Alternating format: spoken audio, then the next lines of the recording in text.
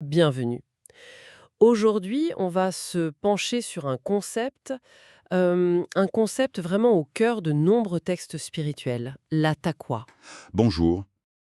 On a devant nous toute une série de documents qui l'explorent sous tous les angles. L'idée, c'est de décortiquer ce terme pour comprendre ce qu'il signifie, bien sûr, mais surtout pourquoi il est si central dans la tradition islamique. Absolument.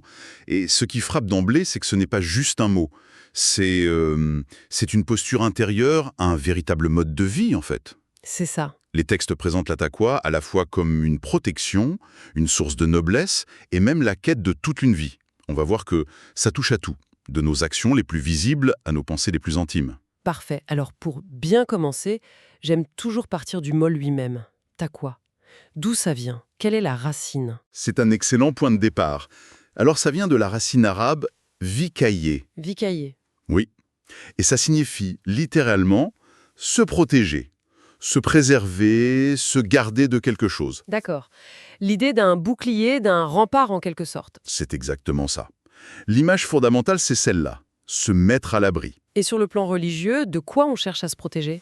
C'est là que le concept prend toute sa dimension. La définition technique, disons, c'est l'effort de se protéger du châtiment de Dieu. Mhm. Mais la vraie question, c'est comment? Et la réponse est double. En obéissant à ses commandements et, de manière tout aussi importante, en évitant ce qu'il a interdit. Donc c'est une protection active, pas du tout passive. Voilà, on construit soi-même ce rempart par ses actions et ses abstentions de tous les jours. C'est une nuance cruciale, parce que souvent on entend ce mot traduit par peur ou crainte, ce qui sonne très subi. Oui. Alors que là, vous décrivez un acte de construction. Vous mettez le doigt sur un point essentiel. La peur peut en être une composante, mais c'est une toute petite facette. Le sens le plus complet de la taqwa est bien plus large. C'est-à-dire? Il s'agit d'une sensibilité extrême, une conscience globale, conscience des principes de la foi, oui, mais aussi des lois de la nature, de l'univers. C'est une posture qui implique d'éviter activement ce qui mène à la perdition et à l'inverse, de chercher ce qui mène à l'épanouissement. D'accord. Et ça va très loin, jusqu'à protéger son cœur, son fort intérieur, du polythéisme et de tout ce qui, même de façon très subtile, pourrait y mener. On passe donc d'un rempart extérieur à une sorte de pureté intérieure. Et ce qui est fascinant, c'est que cette quête est liée à la valeur même de la personne. Il y a cette idée très forte dans les textes coraniques. La taqwa serait la seule vraie source d'honneur. Oui, absolument. On cite souvent cette phrase du Coran: le plus noble d'entre vous auprès de Dieu est le plus pieux. C'est un renversement total des hiérarchies humaines, basées sur la richesse, la naissance, le pouvoir. Oui. Ici, la seule noblesse qui compte, elle est intérieure. Et les textes soulignent à quel point ce concept est unique. Aucun autre système moral, aucun autre livre ne semble lui accorder une telle profondeur. Ça embrasse tout, le matériel, le spirituel, le visible, l'invisible. Et une autre image très forte, celle du Coran qui serait comme un palais de sagesse. Et la taqwa en serait la clé d'entrée. C'est tout à fait ça. L'idée, si je comprends bien, c'est que sans cette disposition intérieure, on peut lire les mots, mais le sens profond reste inaccessible. Le livre n'ouvrirait vraiment ses portes qu'à ceux qui ont cette taqwa. C'est exactement ça. La taqwa est la condition pour être guidé. C'est l'acte que Dieu apprécie le plus, et ceux qui la cultivent sont ses serviteurs les plus purs.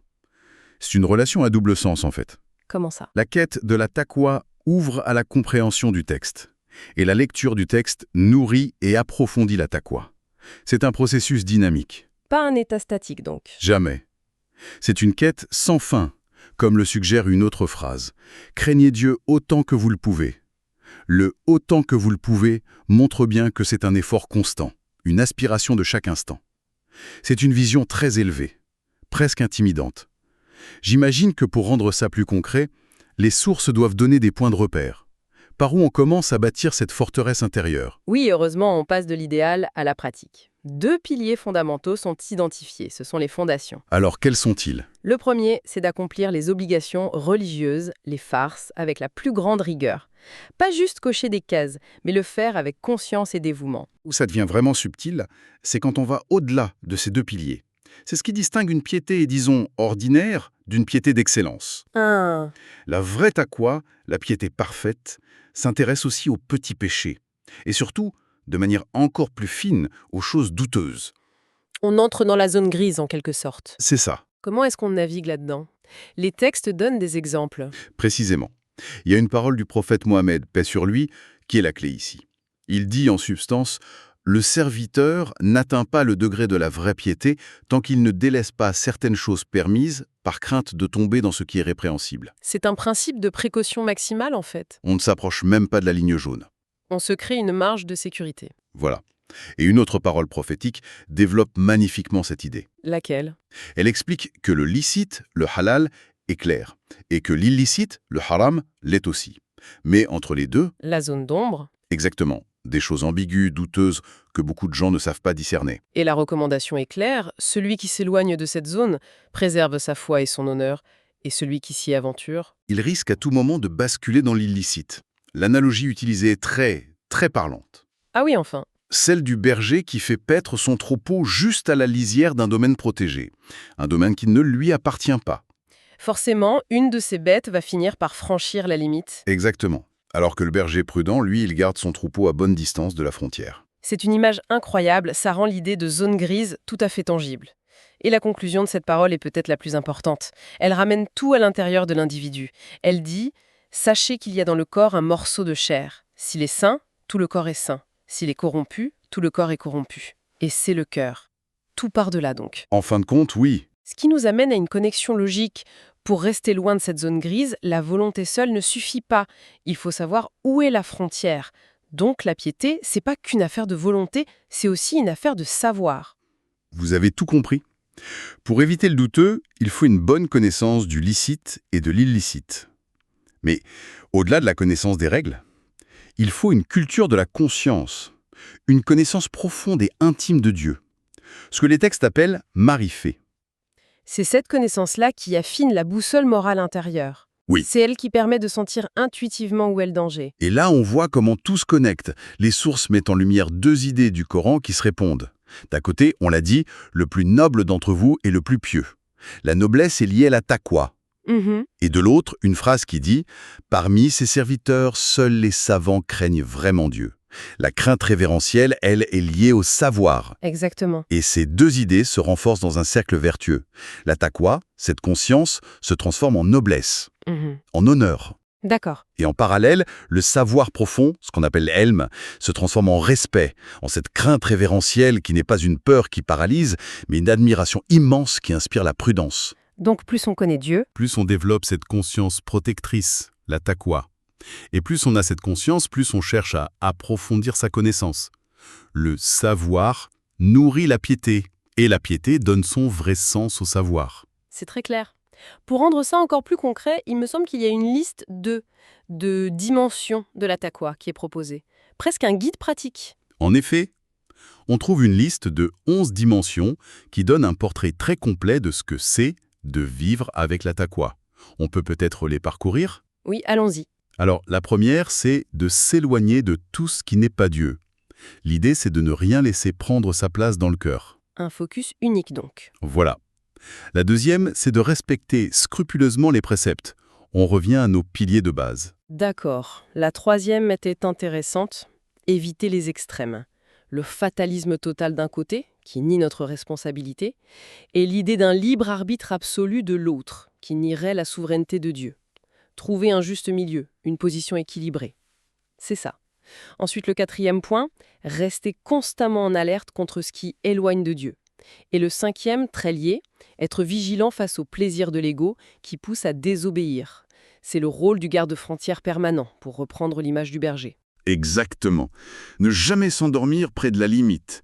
Puis vient un groupe de principes sur l'humilité. Ah, intéressant. Le sixième.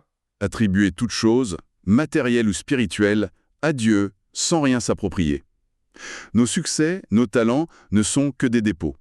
Ce qui mène logiquement au point suivant, j'imagine. Oui, le septième. Ne jamais se considérer supérieur ou meilleur que quiconque. Car si tout vient de Dieu, sur quelle base pourrait-on se sentir supérieur? C'est un puissant antidote à l'orgueil. Radical. Et le huitième? Ne pas avoir d'autre but ultime dans la vie que Dieu. Toutes les autres ambitions deviennent secondaires. D'accord.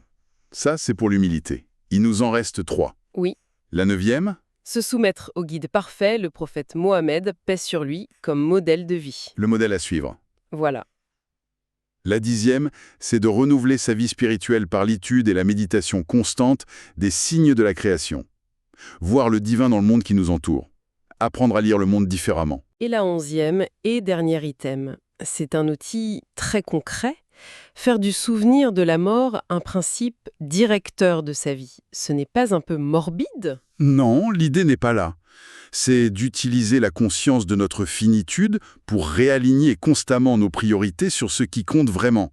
C'est un rappel de la nature éphémère de cette vie pour mieux se préparer à la suite. En parcourant ces 11 points, ce qui est fascinant, c'est de voir à quel point la taqwa est... Active. C'est un concept total, ce n'est pas juste une liste d'interdits. Non, pas du tout. C'est une quête de pureté, de savoir, d'humilité, de vigilance. Les textes la décrivent comme un trésor, une clé et même une monture pour le voyage vers le paradis. Exactement. Tout cela est résumé par une image finale très forte. La taqwa est comparée à une source paradisiaque, un Kawthar. Et celui qui la possède est un bienheureux qui a atteint cette source, le but ultime de l'effort spirituel, la plus grande des réussites. Alors pour conclure, laissons une dernière pensée en suspens. En examinant ces 11 dimensions, qui vont bien au-delà de la simple obéissance à des règles, on peut se demander laquelle de ces postures intérieures, que ce soit le fait de ne jamais se sentir supérieur à autrui, ou de renouveler constamment sa vie spirituelle par la contemplation, laquelle représente le plus grand défi, mais aussi peut-être la plus grande source de paix dans le monde complexe et agité dans lequel on vit.